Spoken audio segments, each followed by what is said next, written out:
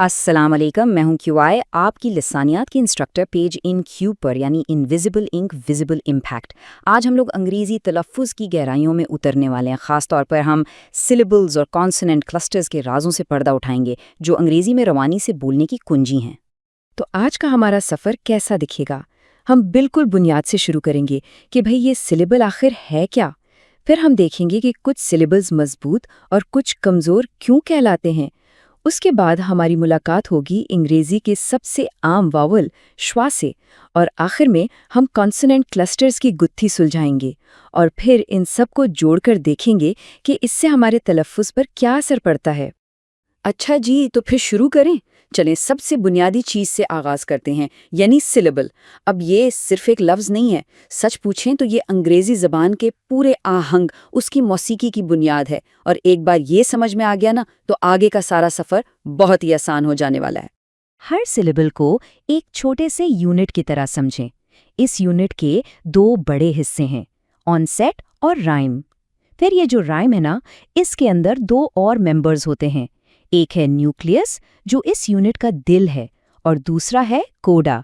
ये सब मिलकर ही एक लफ्ज़ को इसकी खास आवाज़ देते हैं। और ये बहुत सीधी सी बात है। ऑनसेट वो आवाज़ें हैं जो वाउल से पहले आती हैं। न्यूक्लियस, जैसा कि नाम से ही लग रहा है, सिलेबल का मरकज़ है। ये हमेशा एक वाउल ही होता है। और कोडा वो आवाज़ें हैं जो वाउल के बाद आती हैं। बस यही तीन चीज़ें हैं जो एक सिलेबल को मुकम्मल करती हैं। तो अब जब हम सिलेबल की साख्त को थोड़ा बहुत समझ गए हैं, तो चलें देखते हैं कि ये असल में काम कैसे करता है। अब हम बात करेंगे मजबूत और कमज़ोर सिलेबल्स की। यही वो चीज़ है जो अंग्रेज़ी को उसकी वो ख़ास धड़कन और ताल देती है जिसे हम सुनते हैं। यहाँ फ़र्क बिल्कुल वाज़ेह है। मजबूत सिलेबल्स वो हैं जिन पर स्ट्रेस होता है। उनमें एक पूरी वाज़ेह वाउल साउंड होती है और वो थोड़े लंबे और ऊंचे सुनाई देते हैं। दूसरी तरफ कमज़ोर सिलेबल्स पर कोई स्ट्रेस नहीं होता। इनका वाउल कमज़ोर हो जाता है और वो छोटे और धीमे होते हैं।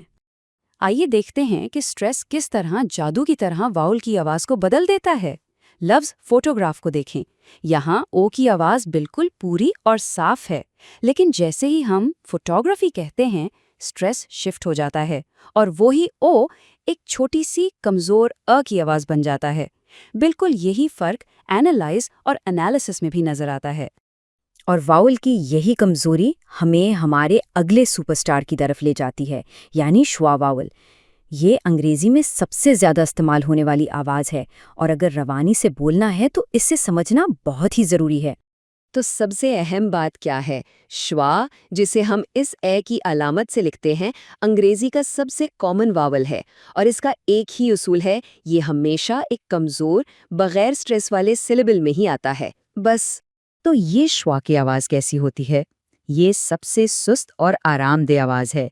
बस मुंह को हल्का सा खोलकर एक छोटी सी आह जैसी आवाज़ निकालें, जैसे लफ्ज़ अबाउट में पहला ए या डॉक्टर के आखिर में ओ की आवाज़। याद रखने की बात यह है कि ये हमेशा कमज़ोर होता है और इस पर कभी स्ट्रेस नहीं होता। वाउल से अब हम कॉन्सोनेंट्स की तरफ बढ़ते हैं। तो सेक्शन 4 है कॉन्सोनेंट क्लस्टर्स के बारे में, यानी वो सूरत हाल जब दो या दो से ज़्यादा कॉन्सोनेंट्स एक ही सिलेबल में बग़ैर किसी वाउल के एक साथ आ जाते हैं। अब एक बड़ा दिलचस्प उसूल, अंग्रेज़ी में जब कोई सिलेबल शुरू होता है तो उसके ऑनसेट में ज़्यादा से ज़्यादा कितने कॉन्सोनेंट एक साथ आ सकते हैं? जवाब है 3। ये एक पक्का उसूल है। कभी भी शुरू में 4 कॉन्सोनेंट एक साथ नहीं मिलेंगे। लेकिन सिलेबल के आखिर में यानी कोडा में कहानी थोड़ी सी बदल जाती है। यहाँ अंग्रेज़ी थोड़ी ज़्यादा गुंजाइश देती है और 4 कॉन्सोनेंट्स तक की इजाज़त देती है। हालांकि ऐसे अल्फाज बहुत कम हैं, लेकिन ये मुमकिन ज़रूर है।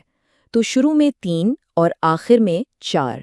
लेकिन ऐसा नहीं है कि कोई भी कॉन्सोनेंट किसी के भी साथ आ जाए।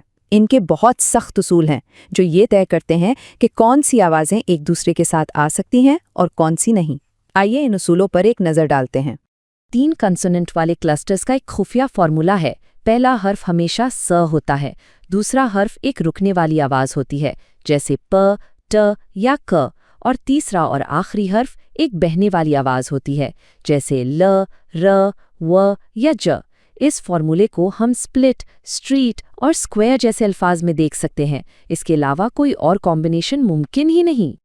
2 कॉन्सोनेंट वाले क्लस्टर्स के लिए बुनियादी तौर पर 2 ही रास्ते हैं। पहला ये कि क्लस्टर एस से शुरू हो, जैसे स्टॉप और स्मोक में, और दूसरा रास्ता ये है कि क्लस्टर एक बहने वाली आवाज़ यानी एल, आर, डब्ल्यू या जे पर ख़त्म हो, जैसा कि प्ले और ब्रेड में होता है।